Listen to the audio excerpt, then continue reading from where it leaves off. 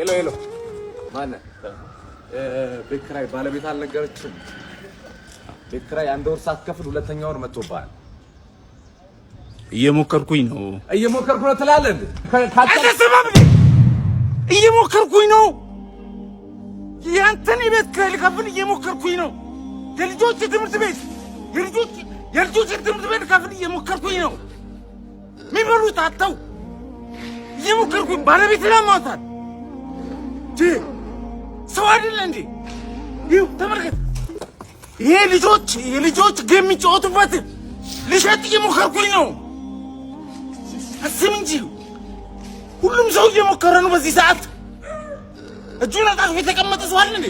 ታገሰኝ በቃ እየሞከርኩኝ ነው።